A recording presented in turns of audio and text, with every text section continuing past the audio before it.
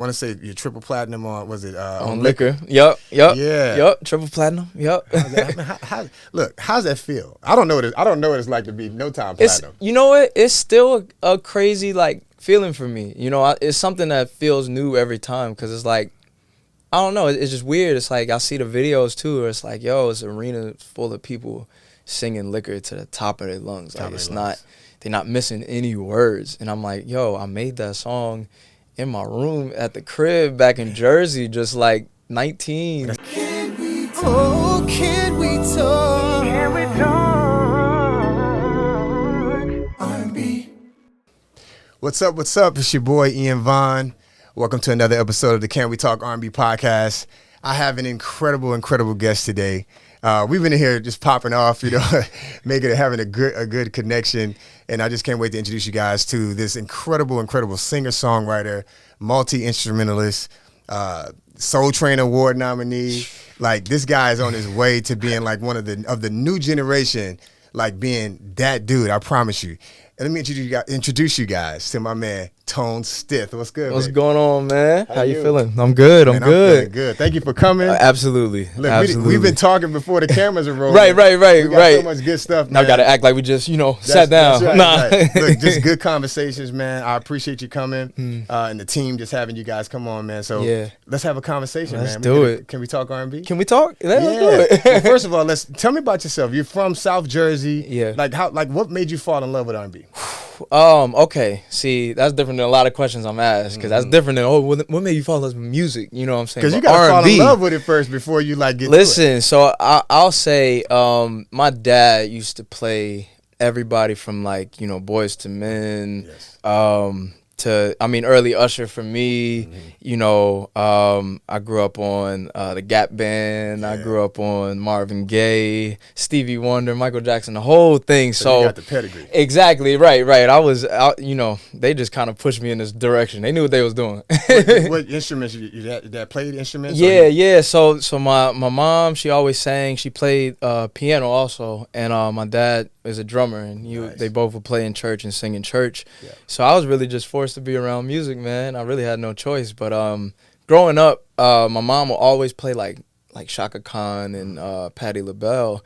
And as a kid, I'll just be in the house just kind of walking around, but she would just see me kind of hit my bop. You know what I'm saying? He likes music. Then I started to take her hats, her church hats, and I had these little bongos. Nice. And I just formed like a drum set.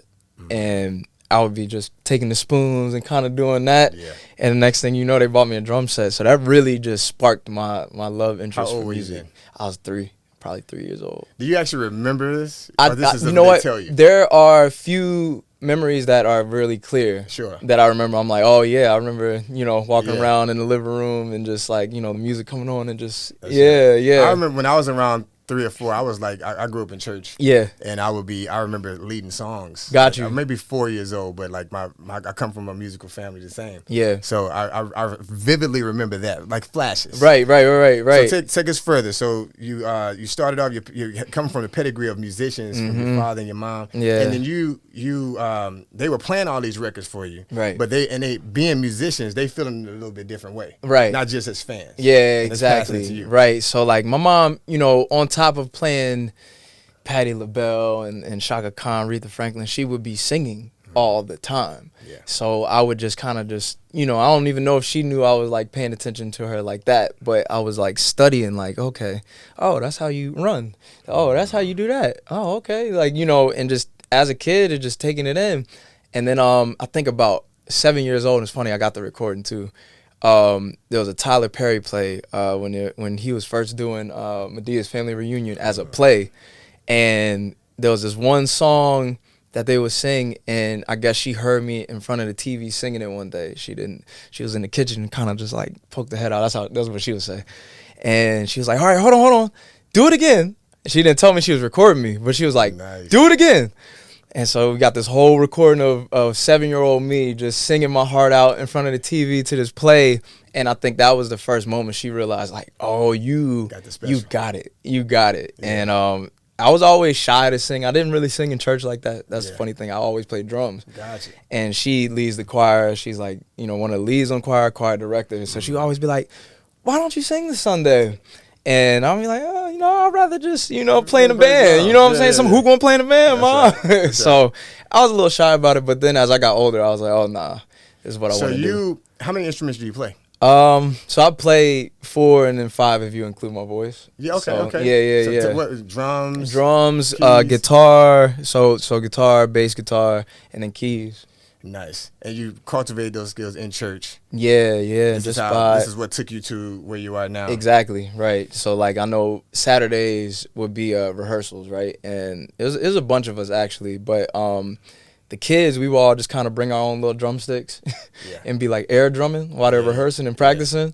And then like if nobody was in a bad mood, if rehearsal went good that Saturday, they might let you hop on the kit and do a little something. What's crazy is like nowadays in schools, they don't have as many music programs. Exactly. So where you get the chops from is, a lot of times church. It's church. Yeah. And me, in my day, and back in my day, back in those times, like, that's just the origin story of all the greats. Mm-hmm. You grew up in church, but that's where you go to the shed. That's where that's where you put that work in. Right. And you have other people, mentors that you watching. They killing. They doing. And these guys understand theory. They understand. Some of them understand theory. Some of them just play by ear. Right. But you learn all these feels and flavors that if you are the new generation, and it's good to hear you saying this. Yeah. Because a lot of the new generation that I talk to, they didn't grow up in church or they didn't have those chops. So they may be decent, but how much better would they have been if they had the practice? Yeah. You know what I mean? Because it's nothing like being just thrown in the fire. Like that's what happened. Like it would be like, oh, okay, you bringing these drumsticks every Saturday, right? Let me hear what you got. That's what I'm saying? And if you wasn't good, they'll kick you off in about 3 minutes. 100. He'll let you get your little. Yeah, watch out. Yeah. So show you a little something. That's good.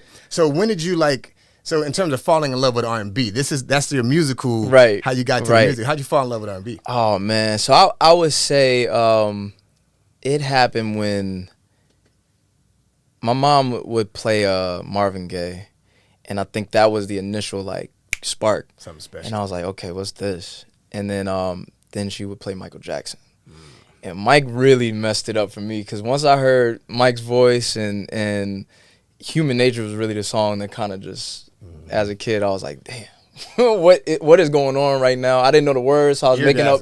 Right, I was making up my own words as a kid, but that song really just kind of like, yo, I want to do this. This is amazing. Like it's making me feel some type of way. So, I would say that was about 8 years old. Yeah, and then so at the time my parents were split, and my mom, we lived in Philly.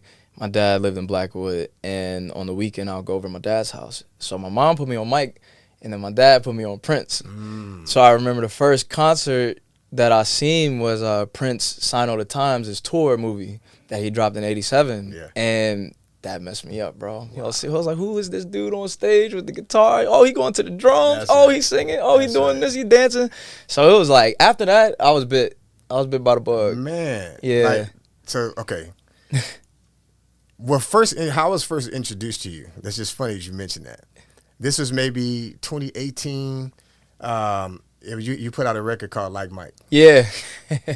I heard that song. I heard that song on the radio, or I don't know where I heard it. It was on the radio?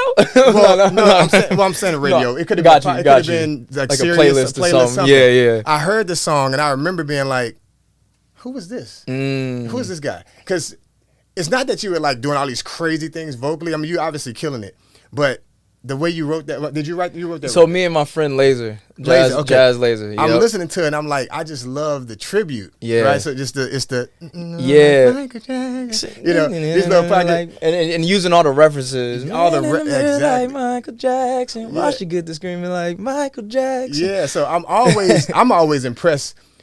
Anytime someone makes a song and they're throwing back to the titles of songs, or they're doing, you don't hear that much, but when they do it, I've heard Tank wants to do that before. Yeah, Alicia Keys did it before. Right. And when you did that specifically for Mike as a tribute, and Mike being one of my favorites as well. Word. That's how I first heard. I'm like, Tone Stith. I'm like, okay.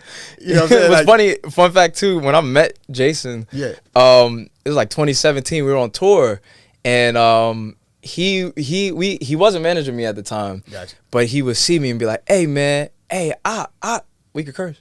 We good. Man, okay, I don't know, man. I'm like, he's like, I f with that, bro. That Like Mike record, I f that. It was him and Shane, and they was like, we fuck that. So I was like, yo, this is crazy. It take a lot to impress me as a just in general. Not saying that you got to be all this, but when I heard it, it felt genuine. Yeah, it felt like a real tribute, but it was just creative. Got you know, it felt outside the box. A lot of the writing that I hear from a lot of the new generation, it's like one subject. Just one and way that's to get into that subject. Right. You ain't even get creative with it. You ain't moisten it up. Right.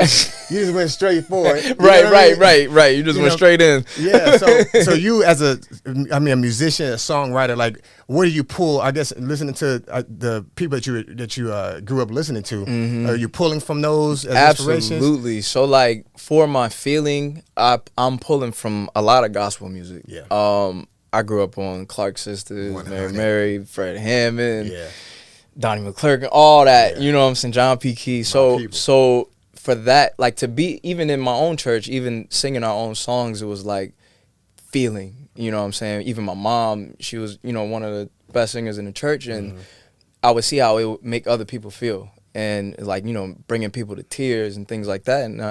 And when I was younger, obviously, you might not understand what's happening, but then as you get older, you're like, oh, you're moving. The spirit's moving, and you're moving the room. Like it's something going on because of that feeling. Yeah. So I learned that, and now like when I make music, it's all about feeling. So when people are like, oh my God, like your tone or your voice, that's really where I'm pulling from. It's like I might say the same thing somebody else said, but my feeling is going to be different. We talked about we were talking before we started rolling about like just the authentic thing, like the connection. Getting back to that, to me, it's so important to connect with the person when you're making music. Like so, that feeling when you're writing a song, no one's heard it. It's just you and the song. Yeah. And then you pass it along. You pass it to Jason. You pass it to, let's say you gave it to me. And then the song resonates with me. You just transferred energy. You just gave me something that you birthed. And now I have it. I'm singing it. My wife is like, what's that you singing? Right. It's on tone. And now it's in this full circle. And now I'm like, I want to see this guy because you actually have passed the energy to me, and I'm feeling it. It's kind of the same thing in terms of, your mother being in church, doing that. Are you pulling from that when you're performing? Like absolutely. And you know what I'll say too. And me and Jason talk about this all the time, but like with me making the music in the studio is so important because it's like, yo, I have to perform this. Right. I've performed songs that I haven't connected to before, and that's not a good feeling. Right. Because it's like you're almost in a way distracted. You're like, I'm looking like, oh, there's some cool seats back there, or oh, that's cool. They painted the roof red. Like while singing the song, it's like you should not be singing it. But then there are songs where it's like on stage where it's like, yo, the feeling of just losing yourself in that music where you might cry or you might, and then somebody seeing that. And experiencing that and feeling that is like that's the moment which we talked about earlier. Those are those moments that make artists and make people love you. You know what I'm saying? Right, so I'm always pulling from that. Like when I'm So when you I guess start writing songs, like so you coming from the church, you're playing music, and now you're kind of honing these skills. But getting into the R&B bag of your own work, like when did that happen? Was it high school? So for me, it's actually funny because I really started producing before anything because I just love music. So other people might like listen to the lyrics and things like that and be moved, but I was moved by the music. Yeah. I was just like, oh my God, it's just, it's making me feel, that chord change. Yeah, right. It's just an energy behind it. Yeah. And so I probably started making beats and stuff like that, maybe 10 or 11 on FL. And I remember my dad being like, you make all these beats. Like, you got hundreds of beats, but you're not writing. FL is Fruity Loops. Fruity Loops, y'all. Fruity Loops. So I was cooking up on there, and he would hear them and be like, why don't you put words to it? And I was like, man, I don't really care about that part. But then as I got older, probably I'll say 9th grade, it was just like, you know what? All right, yeah, let me say something on here. Let me sing something. What would I say on here? And that really started my songwriting journey. And at that time, I was really pulling from Prince and Mike because I just loved the way they were writing songs. Sure. But yeah, that's when I started. Definitely high school. From your era, I'm saying, I don't even know if you have an era, boy. Right. I'm like, I was born in the wrong time. But from your timeline, like as you pulling from Mike, you pulling from Prince. I know just in pure math, knowing the timeline, most people in your age bracket didn't know about that, right? Yeah. So how are you able to translate that? Because you know what? The people that did it for me, that really made it cool was Chris and Usher. Yeah. When I got old enough to be like, okay, this is what I want to do. This is, whatever. 05 is when Chris came out.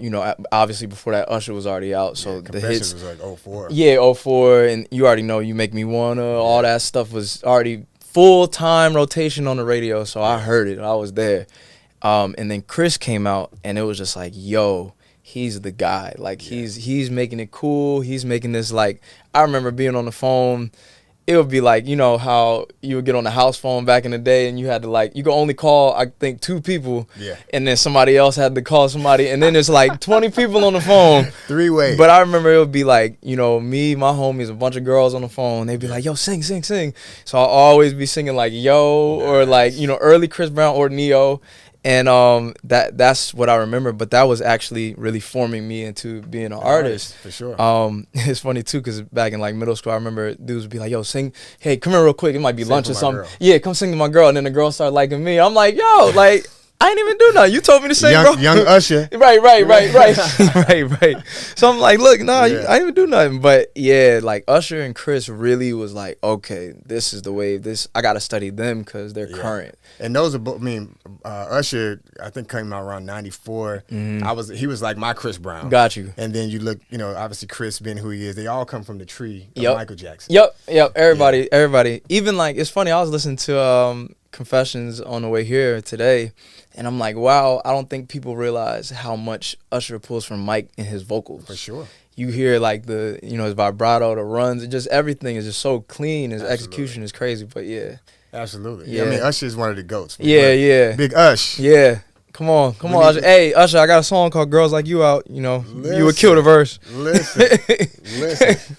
But look, we just want to talk R&B. So going further, all right, so you have these, you have the Usher, the Chris Brown influence. You're doing, and I remember just when I was in that age, middle school, high school, I'm doing that, talking, singing to girls. People, it got to a point where people were paying me to come sing to their wives. That's crazy. At their jobs. I swear, I had pulling up with the I came with flowers and I'm singing. When my wife and I got into an argument, I would do that. Not even an anniversary. We got to an argument. $50, $100. I came a wedding singer. I was singing at all the weddings. That's tight. People were doing that type of thing.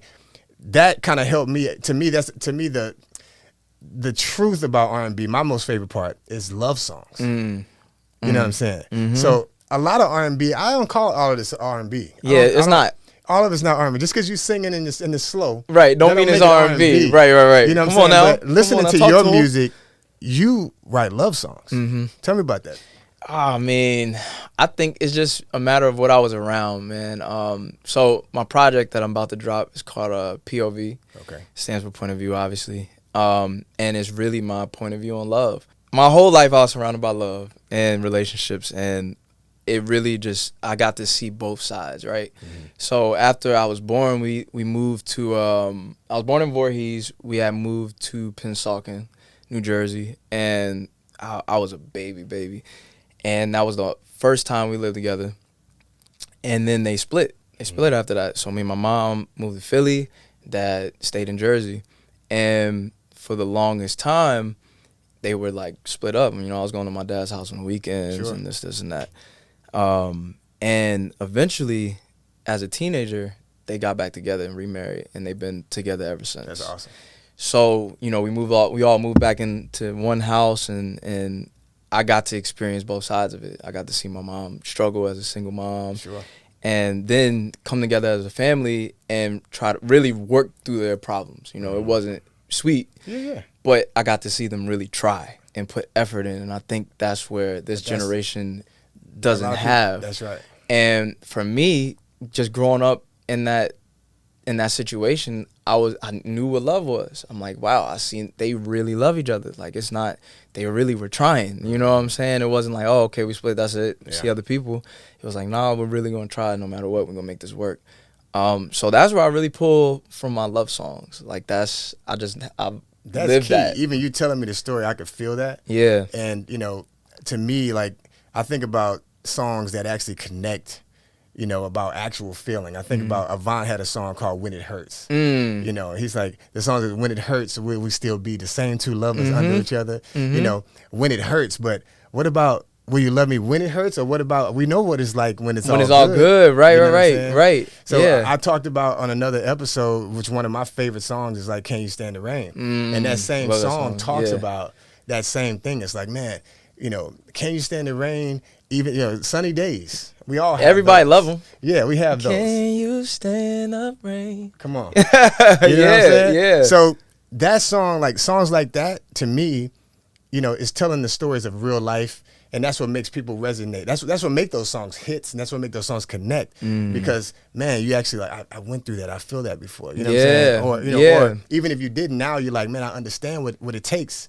to you know, to make it last. Right. You know exactly. Yep. So that's phenomenal. I love that. I'm glad happy you shared that with us. So, but with that said, so you are pulling from real experience, you know, watching your parents, or watching, you know, just watching love around your relationships, you know, going from there to, you know, your first time recording. So you're writing songs, you're singing for girls, you're doing all this stuff. Like what led to that to get you to where you are? So the recording process, I gotta shout out my brother Desmond Dennis. So me and him, we met in church. We grew up together. Families are close. Probably like 7 to 8 years old.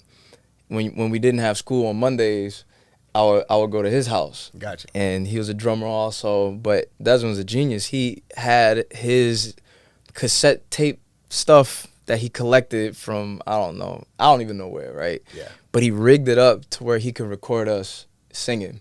So he didn't have a computer. It was literally all just like record, play, stop, like, That's and right. he was doing all that, and that was the first time that we recorded. And eventually we went on to form a group, and that's what really built up, like that was the reps. We was really in there writing all types of songs. Hold on, let me think about this. So you had a tape deck. I remember these days. I remember having like a boom box. Yeah. Had 2 tape decks on the joint. And you could put one, and I would have the headphones. Yep. And you can use the headphones as a mic. As a mic, right. And then keep switching the tapes to joint. Yep. Yeah. So okay. and I still don't know how he was doing it. So you enlightened me on something. Yeah. He would just tell me, all right, we're recording. I'm like, all right, cool, let's go. But it was really him that started that for me, because like, yeah, I didn't know about that part, that side of it. But we just went on to. But what was the song? Like, what was the song that you did? You came out, and you knew, okay, I'm doing this.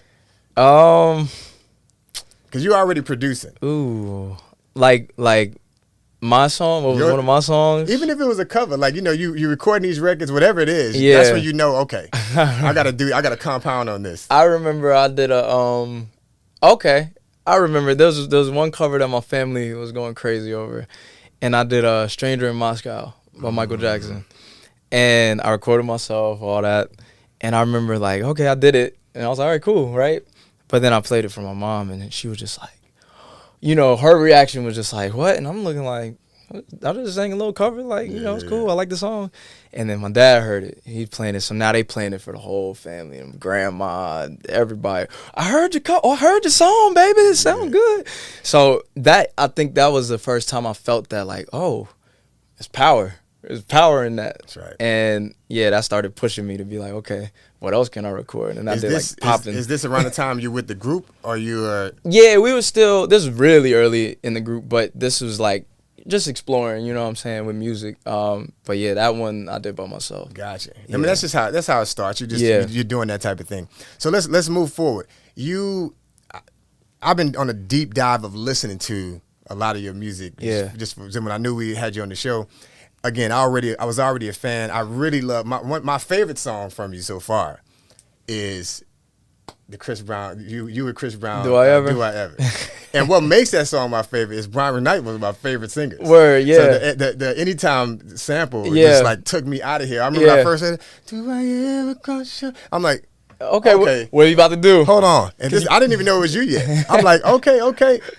This boy tone on another level. So I'm already checking for you. Yeah. And when I hear this, I'm like, okay, I really like this cat. Yeah. I really like this cat. So tell me what getting to that point. I know you had already been putting music out. Right. But That song is crazy because that song was first originally made in, I want to say like early 2017. Wow. Had that song for years. Shout out Problem Solver, shout out Laser that I was talking about earlier.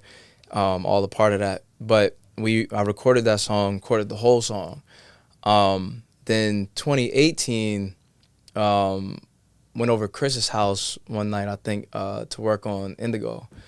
And at the same time, I think he asked me, like, what was I working on? And it was already a discussion that, like, if I were to put him on a record, it would be that record. Nice. So he was like, yo, what you working on? And I was like, yo, I played a few records, and I was like, yo, but this one I want you a part of. He was like, all right, let me hear it. Played it. He was like, bet. So after that night, we worked on the Indigo stuff, went home. The next day, I guess he continued to stay up all night and work on it. Mm-hmm. So the next day, his engineer sent over the version. And was just like, yo, quick. The Chris vocals came in. So we all in the house like, yo, freaking out. And how'd that feel? Like, you just mentioned Chris Brown, Usher, he's got, being one of your biggest inspirations. So now at this point, you got a connection with him. Yeah. He obviously respects you as a writer, as a musician. And I know you had, we'll get to that right after this. Yeah. But I know you had worked with him before, working on some songs. So at this point, now you got his ear. Mm-hmm. You play him this record. Yeah. He sends it back in 24 hours. Yeah, no, it was, for me, it was like, yo, what is happening, bro? Like, okay, guy, okay, you working. I see you looking out. But it was a surreal moment because if I backtrack back to high school, I remember telling everybody in high school, like, I'm going to work with Chris Brown one day. I'm going to write some songs for Chris Brown. And everybody was just like, yeah, whatever. Mm-hmm. Yeah, whatever, bro. Then when it happened, the same people like, oh my God. I'm like, yeah, yeah, bro. I remember you rolled your eyes when I was performing at the talent show, but whatever. Yeah. But it was just crazy because it was a full circle moment. Absolutely. Yeah. I love that record. So you also had worked with him before. Yeah. So we talked, I want to say you triple platinum on, was it? On Liquor. Yep. Yeah. Yep. Triple platinum. Yep. How's that feel? I don't know what it's like to be no time platinum. You know what? It's still a crazy like feeling for me. It's something that feels new every time because it's like, I don't know. It's just weird. It's like I see the videos too. Where it's like, yo, it's an arena full of people singing Liquor to the top of their lungs. Like they're not missing any words. And I'm like, yo, I made that song in my room at the crib back in Jersey, just like 19. That's kind of what we talked about, right? Yeah. So it's like you sitting in your room, you write the song, and you transfer the energy. And now you got millions of people. And I'm glad he cut that record because at the time, like, people was asking me, like, why don't you keep it? I'm like, nah, it wasn't for me. Yeah. It wasn't, like, I played my version. It's like, nah, Chris brought it to life. Like, he did what he had to do. So as a songwriter, do you ever feel like, I need to hold on to this record? Because you're an artist as well. Yeah. But do you sometimes, listening to you sound like you're okay with passing some along. Listen, the way I look at it is like, songs are songs. Yeah. And I feel like just as much as I could give somebody a song, somebody could give me a song. That's right. And I'm not one of those artists that's like, oh, I gotta be involved, if it's a hit and it touches me and it makes sense, I'm cutting it. I don't care. Like it's a dope song, I'm not gonna miss the opportunity. So for me, it's like when I'm in the studio and I'm making music, I go in there and like, okay, got my artist cap on. Mm-hmm. So we're in here for me. And lately the approach has been like, what's going on with you? What's the things you want to talk about? What's things that's going on in your life right now that you want to get out to your fans, and what's that message? So that's how I'm like, okay, those songs are for me. Absolutely. But making music, I'm just like, hey, I might make some one night and be like, I'm gonna send this and see. I'm gonna put it out in the air and just see what happens. Yeah. Who, like, in terms of, are you listening to any other artists for inspiration? Like outside of Chris, like what, like who was on that playlist that you're like, okay, this guy. I think I saw you did some records with H.E.R. Mm-hmm. Did some records. Which I love that record. Yeah. So you're doing records with these other people that's making it happen. Like, are you listening to their music? Like, Absolutely. Who is it that you're on? So I'm listening to a lot of music right now. Shout out to Fabo. Shout out to Brent Fayez. Oh, yeah. Shout out Reggie Beckton, somebody that he's an artist also, but I work with a lot writing. SZA, Killer. H.E.R. obviously. I really respect Doja Cat's artistry. Bro, you ain't the only one. She's cold. Ooh, she's cold. Cause like for She's me, cold. I'm gonna be honest. I slept on it, and like when she first came out with the "Bitch, I'm a cow" and all that stuff, I thought it was. I was just about to say that Mood record was hard. It was hard. And it was like, and she had the anime play right, in the video, right. So at the time, though, you know, like when something blows up like that, it's like, oh, that's a parody, like, you know, whatever. But once she really like hit the scene, and I was like, oh, she has a dancing background. Like she used to be out here battling and stuff like that. When I watch her live performance, I'm like, she is one of the few that are like, she's special. Yeah, she's really she doing actually it. got spit. She's a rapper and a singer, and it's real. And then like on her stage presence is so natural. And I think like you think about like the Beyoncés of the world, you think about Mike, and you think about that type of artistry. That's real artistry. Absolutely. You know what I'm saying? And I see that in Doja Cat. I also see that in Victoria Monet too. Oh, she's cold too. Yeah, she's up there. So like, I've been listening to a lot of music and definitely keeping my ear out to what's new. Well, let me ask you, how do you feel like about the state of R&B? Like over the last 10 years, you have so many artists out there that I know I've gone through phases. I'm like, coming from the 90s, like you never had a shortage of like something dope. So many dope artists. Yeah. 2000s, you had a lot of dope artists. Some hit or miss, but you had a lot of guys, John Legend, you had Usher, of course, Usher and Chris Brown, Mario. Right. These guys to come and hold the torch. And now, in this day, I feel like, people have had the gall to say R&B is dead. And I know it's not dead. Not at all. But we're not hearing it the way that we used to hear the music. Right. So now you have to search for it. I think, this is what I said. I said this in another interview. I said R&B can't be dead because all genres have pulled from R&B. 100. So, what you hear in country, you hear R&B. Sure. When they were out there doing the harmonies and the runs and all that, it all comes from church, really. That's right, for sure. But R&B can never be dead because so many other genres use it. That's right. But what I would say is the last 10 years, it's just so many people, and I think the new generation also, they just like, that bass heavy stuff and things like that, right? So it allowed a lane for just people to kind of go in there and say whatever. They got the auto tune, so they feeling like, oh, I'm a singer now. I can hold the melody. I'm gonna go try something I would never try if I didn't have it. That's interesting. I feel we need to. Well, what we're doing, this, is change the narrative of that, right? Yeah. And like we talk about like analog, digital. I'm come from both bridges, right? Or the bridge of both sides of that. So, as a musician, I think being a person who plays music live, that translates, right? That you feel the difference between someone just sampling a guitar on keys and then someone actually playing guitar. It actually feels like a accent, like a signature. Right. It's almost like if I'm from Australia, you know I'm from Australia. Right. But that's Ian talking. Right. So as a guitar player or as a keyboard player, when you're playing, you're translating something that people feel in a different way.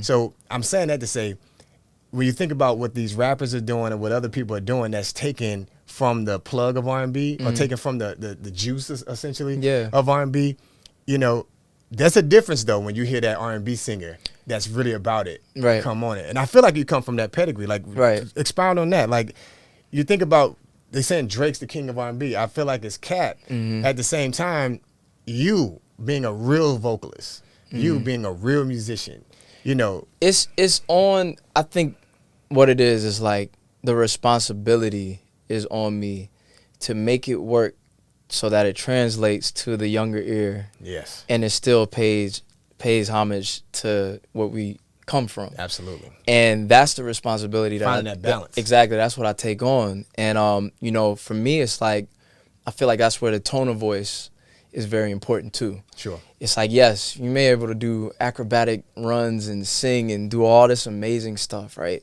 But if you pour all that into a record like how they did maybe in the 90s and the early 2000s, right, it's going to just go over their heads. Right. So you have to spoon feed it. You have to meet them where they're at. Absolutely. And I feel like with my project that I'm about to drop, I feel like we really accomplished that, especially on Girls Like You. I feel like it pays homage to Usher, right? That era of R&B, and like got the sample of "Only You Can Ride With Me." It's like a little Jodeci, you know what I'm saying? It's a feeling, right?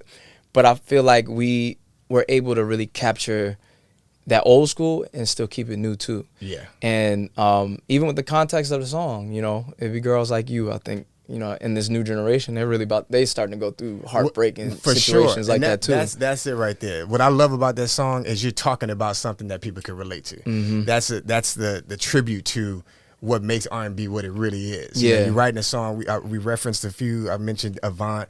I mentioned I don't know if I mentioned it just a second ago, but I think about artists like Joe. Think about artists like, you know, Brian McKnight even. Yeah. Anytime, right? Yep. So you're talking about something that people actually deal with. Like, do I ever cross your mind? Do I just actual things that you would say to yourself? Absolutely. You know what I'm saying?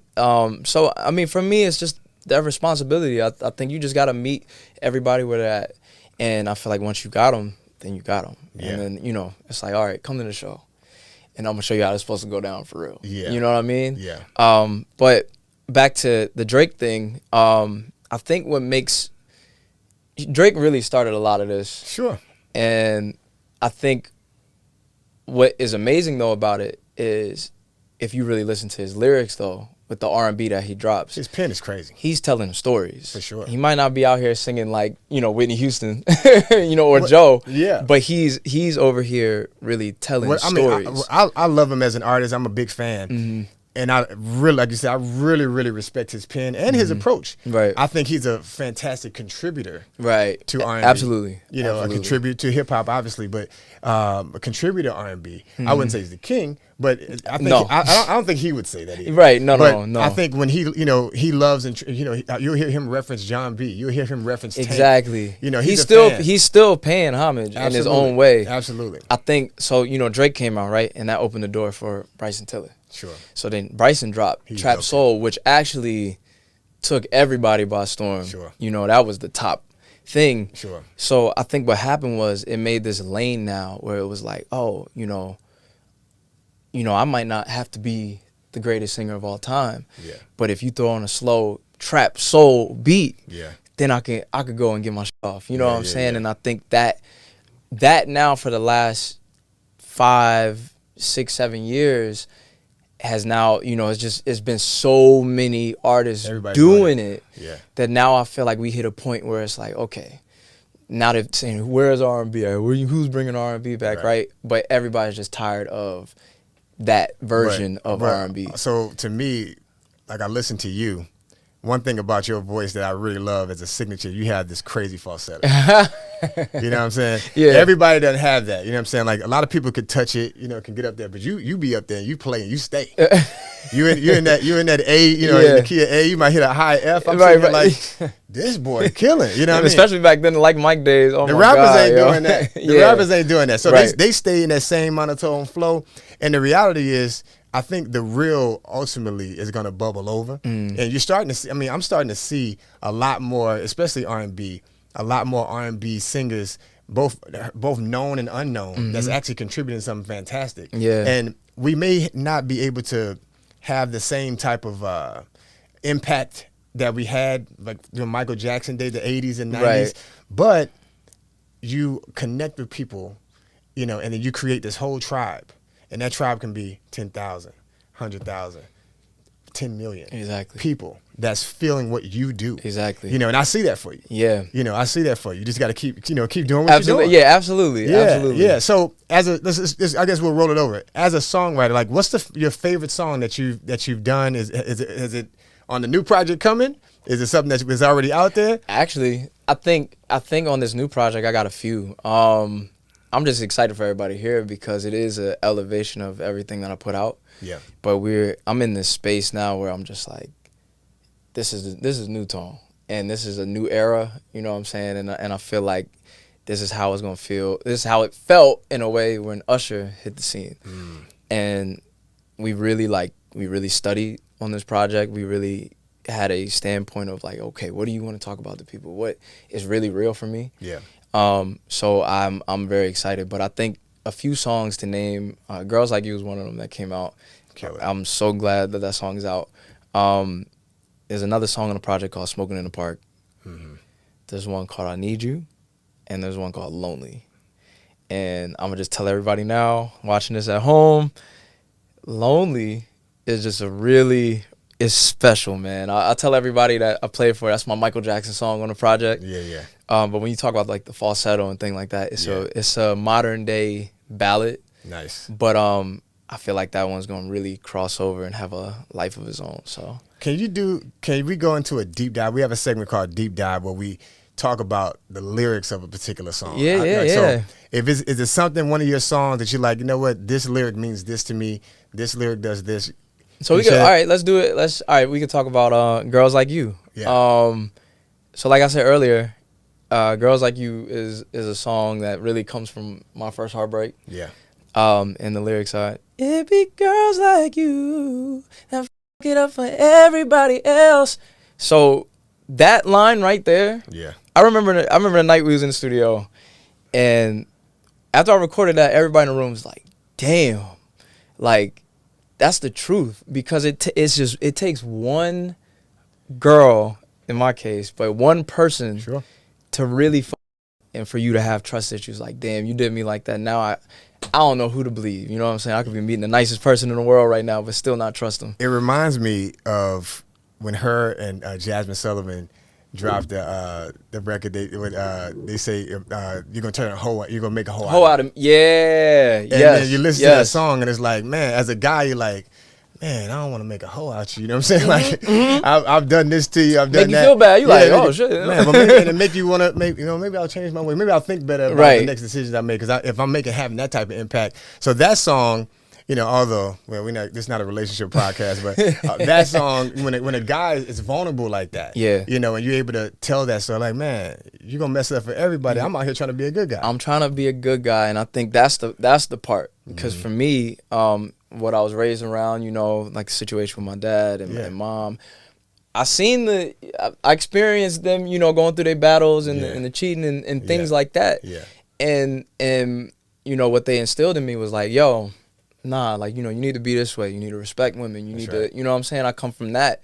So in that relationship, it was just like, yo, I was a whole year in and really just like being the good guy. Like I was, and that wasn't enough. That didn't cut it. Mid-relationship, she cheated. Wow. So it just fucked up, right? They say the best songs come from pain. It come from pain, bro. Yeah. All my best songs come from pain. Yeah. But that happened, and then, kind of, I don't know if this relates to me being a Leo or anything like that, but I held on to that. Gotcha. I really held on to that, and I'm not saying to do this, y'all, because this is wrong, but I held on to it out of spite. And a year later, we were together for 2 years, so a year later, I ended up just getting my get back and then just leaving. But it was like, damn, you messed me up, bro. I wasn't like this, you know what I'm saying? I was trying to do the right thing, and that's that. But I mean, as a songwriter, I know we pull from, from an autobiographical standpoint, you pull from real experiences. So to pull from that, it's just honest. Yeah, right? That's all you can really do. But it also teaches you gives you opportunity to learn from that. Exactly. And say, hey, I can be a better guy from this. I can do better. I can be better. And that's what my project is about. It's about, the whole relationship, in a whole, and going through it, and then just at the end taking accountability. You have to graduate. Yeah. So when can we expect a new project? I would say late summer, early fall. Excellent. Right in time when the weather starts to calm down because it's hot out. Yes. But I think that's the the time to do it. I think the best. Well, R&B is for me is a 12-month. It's it's all the time. 365 days. Or 365. But it's a good thing. There's certain times it's like peak season for R&B music. Yeah. And I think like late summer, fall is a great time. After everybody done with their sneaky links and all them situations, it sets up cuffing season. Right. It's cuffing season. Yeah. Exactly. It sets it up. Yeah, I got you. So in terms of this new album, I'm looking forward to hearing what you have. Is there tours coming up? Is there anything to talk about? So there is a tour coming up. I just can't speak on it because it's not fully confirmed yet. Gotcha. But in the fall, I will be on tour. Whether it's that tour or another tour, I will be on tour though. But talk about some of your tour experiences. I know you've been on the road with some big artists. It's crazy because when I think about it, I've been touring every year since 2016. Yeah. Just not 2020, obviously. But yeah, like my first tour actually was Bryson Tiller.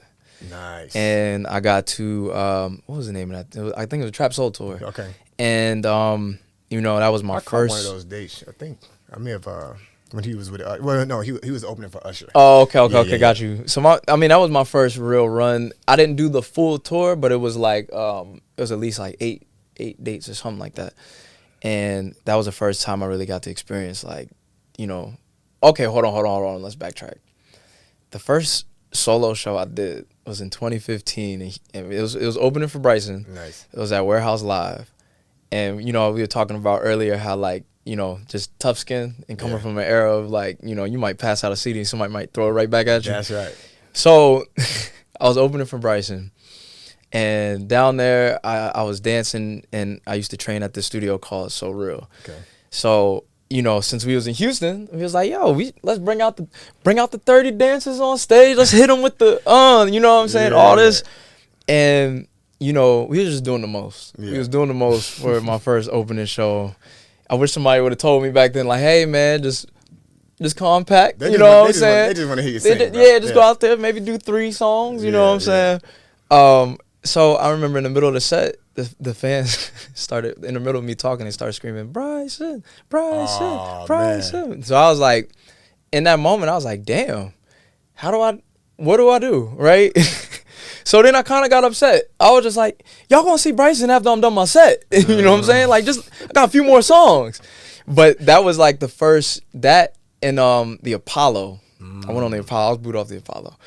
But those were the first real Lauryn Hill was booed off the Apollo. First real experiences for me that was like, nah, I gotta persevere. I gotta keep moving forward. Yeah. You know what I'm saying? Like, there's nothing could get worse than this. Absolutely. So then I was blessed to be on the tour 2016, and it was an incredible experience, and I felt like that's what really started the snowball effect. This is a Bryson tour. Yeah, yep. And the good thing about that one show was that his team was paying attention, and they invited me back. Awesome. And so the next year I went on tour with August Alsina. Nice. That was my first full tour. That's the homie. Oh, I don't know him personally. Yeah. But he's from New Orleans. New Orleans, right. So that was the first full tour I did, and it was a crazy experience because the response from that tour versus like 2015 was a huge difference. You know, I really started feeling, even though they didn't know the songs and stuff like that. Sure. I really was feeling love and like just screaming and like just the pandemonium. How did you put, like, when you're performing and they don't know the songs versus when they know the songs? You know what it is? It's just about not being scared to just like, yo, I'm gonna sing to this one person, and you may look the other way and be awkward because you don't know who I am. That's right. But I'm gonna stay singing. You know what I'm saying? I'm gonna make sure you know this is a connection. It's like from the 5 Heartbeats. Yeah, right. So like Eddie Can, well, the 5 Heartbeats up at the talent show. Right. Everybody's booing them. Yep. Throwing stuff on stage. Was sabotaging them. Yep. And then Eddie Kane was like, "Nah, man, we ain't going out like that." He gets up there, he hits the high note. Yeah. And then they go into "A heart is a house for love," and the crowd goes bananas, screaming. He got the what's her name? I don't want to mess her name up. Was it Dolly? The girl that was in the front seat. Yeah, she's squirming. Yeah. You know what I mean? Like that feeling. Have you had that feeling? Yeah, actually. Yeah. And that's what it's about. You know what? And some of that came from the August tour. Nice. It was like, you know, it was like when I got that feeling, I was like, oh, this is, I like this. I like this. Yeah. So 2017 was August. 2018 was H.E.R. And that was crazy because on the 2017 tour, I met Jason, but he wasn't managing me at the time. Nice. But I'll see him every day and be like, hey, man, what's up? And it was just good energy. Sure. 2018, you know, me and the crew, we pull up. We're in Atlanta, and the first person I see is Jason. Nice. And I'm like, bro, what? Well, literally, mark my words. I'm like, what are you doing here, bro? Like, what is? He's like, nah, this is my family, bro. Like, this is my people. Now you get to really see how I move and operate. Sure. And so that was amazing because I got to meet Jeff. I met her. I met the whole team, and they just embraced me. Well, talk about how I mean, how important that is to have great management and have a great team to help take you to the next level. That's the 80%. You know what I'm saying? When people say like, 20% music, 80% business. That's the 80%. You gotta have a right team. I think it's 5% music. Yeah, look, I agree with you there. Yeah, think about it. Like when you record a song, you put all this work into it as a songwriter, as producer, whatever. And then now you just got this piece, but somebody got to take it out to the world. Exactly. You know what I'm saying? Exactly. And that, bro, I mean, I'm not going to mention any names, but I've been through so many different situations that now finally falling into the right, family is like, that means everything to me. What advice could you give, like, for new artists that's coming out, that's coming up, in terms of, how, and just talking about how important it is to find the right team? The thing, if they're not asking questions or just moving with you on a day-to-day basis and in the trenches with you and really learning who you are as a person, not even the musician side of it, really as a person, if they're not doing that, then run. You know what I'm saying? Because run, for real, because how you can't build, what I'm saying? You don't even know who you're working with. If they don't believe in you like that. Exactly. It's just another number. I seen, my team believed in me from the moment they met me. Nice. And even before I wasn't on the team, Sure. they believed in me. That's how I even got on the tour. Sure. But yeah, that's the most important thing. The music, obviously we live in a time now where, all types of music is being made. Right. But the people that are winning have great teams. Behind them, For sure. So yeah, I met my team. Didn't know that was gonna be my team, but I met them 2018 on. But that leads to the fact that you're putting one foot in front of the other. You're making music. You're still being consistent, creating. Right. And so now you're prepared. So when that opportunity comes, you're already ready for it. You don't have to get ready. Yeah. So going from meeting the team that you're with now, and you've had these other bad situations, can you elaborate a little bit on how that's taken you to the next level? Oh, it changed everything. I mean, I remember at a point when my career was doing this, and my back was against the wall, and I remember reaching out and being like, hey, like, I need help. You know what I'm saying? Like, I understand if you don't, but I need help. Sure. And they came in and really did a 180 to my situation. And now, like I would say, consistently from dropping FWM till now, it's been like that project's crazy. Just doing this, and now I really feel like we're just about to catapult, right? Nice. But it's just I can't express how important it is enough. You know what I'm saying? It's just you're not gonna grow if you don't have the right team behind you. Absolutely. Yeah. I'm kind of switching back to another subject. We have a segment called Pen Game. Okay. And in the Pen Game section, I pick a song that I'm just like floored by the lyrics. Yep. Right. So I was talking to my producer about it, and I thought about Anita Baker, giving you the best that I got. Ooh, yeah. Right. Come on. And I think about that song and how powerful those lyrics in that first line. Is it something I can give? First of all, if your woman, if you walk in the house after working a hard shift or whatever you're doing, and then you're doing all the right things. You're paying the rent, you're paying the mortgage. She's good. Everything, the family's taken care of. Yeah. And she loves you so much that she's looking at you. She's like, is there something I can give you? Right? Come on. In exchange for what you've given to me. Woo. That opening line floors me every time. And if you sit there and just like really read the lyrics of that song, to me, first of all, Anita Baker is just she's mama, right? Right. So when Anita sings, it feels like you're being held in the cradle, right? It feels like I grew up she in the 80s when she dropped, I was a little kid. So when I listened to her, and my mother's a singer as well, but my mother doesn't sound like Anita. But when I listen to Anita, it feels like mama singing. It's like it's like a meal, like a hot meal, like a hot meal. And even outside of that, it's like even as a grown man now, you listen to those lyrics still resonate. They still hit me just as hard because I'm like, yo, man, I'm out here. I got a career. I got this. I got that, and everything I do is and this goes back to making real music that resonates with people. Exactly. Everything I do is to make sure my family is good. Yep. It's to make sure this. And then that Anita comes with, is it something I can give you in exchange for everything you've given to me? Ooh, you know what I'm saying? Yeah. So it's such a powerful thing as a that's how powerful R&B is to me, Yeah. right? So when you look at the lyrics, you listen to those songs and how they touch you and how you connect, you know. Mm-hmm.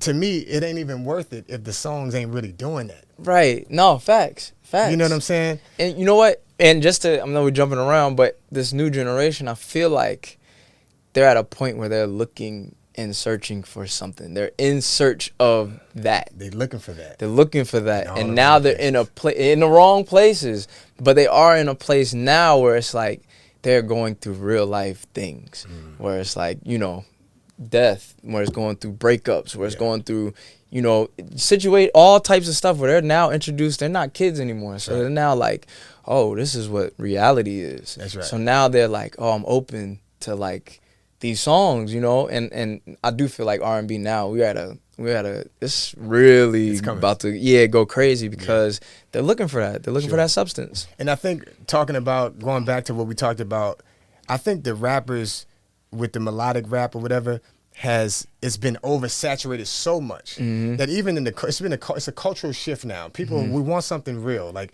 it's so much artificial it's AI this, it's AI that, and now we just need something real. Right. You know what I'm saying? Yep. Speaking of AI, oh man, what are your thoughts on AI in the position, you know, and what like just the state of the business? Like it's kind of like, you know, people they have making songs of different artists just say, hey, ChatGPT, make this whatever, right. whatever AI app it is.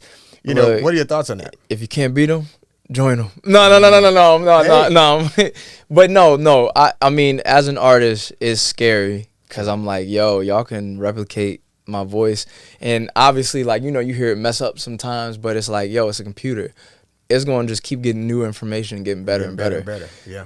So that's the scary part, you know. But I think that, like we talked about earlier, it's like you got to find a way to make that work for you. You can't. The world is going to keep moving forward no matter what. So you can't be that person that's like, oh, y'all got that new stuff and I'm not with that stuff. Like we can't be that, you know. So I do feel like, you know, it's great because it's moving forward and we can use it in abilities where it's good. You know what I'm saying? I heard the story about this one, I guess, songwriter where she sent her voice to AI and now she doesn't write, like, whatever demo song she has, she just let AI do it. Wow. That saves her voice. Wow. She don't got to cut anything. You know, so there's good ways of doing it. You know what I'm saying? I haven't heard that. That's awesome. I think we have to use it as a tool. Right. But what I think we won't ever be able to get away from fully is singing live. Yeah, facts. You know what I'm saying? So maybe in terms of creating, that's going to be an issue for a lot of us. But for the most part, we want to connect. Again, if the computer is playing it, okay, that's like going to a party, the DJ's playing the music, that's good. Right. But it's a totally different feel. When it's live. When I get up there, I'm hitting that G major 7. Right. You know what I'm saying? Right. It's just ringing different. Yeah. And I hit this high note. There's doing a this little frequency. riff, and then you're feeling my energy transfer. Yep. You know what I'm saying? Absolutely. So I don't think it's nothing to be completely afraid of. Right. I just think we need to learn how to adapt. Yeah. Use it as a tool. Exactly. Yep. Yeah. Look, Tone, man, it's been a fantastic conversation with you. Thank you for having me. Thank you for coming, man. Yes, sir. We want to continue this. Look, this is an ongoing conversation. Can we talk R&B? Look, if you guys like this episode, make sure y'all tap in, subscribe to us. Look, we really appreciate y'all. God bless.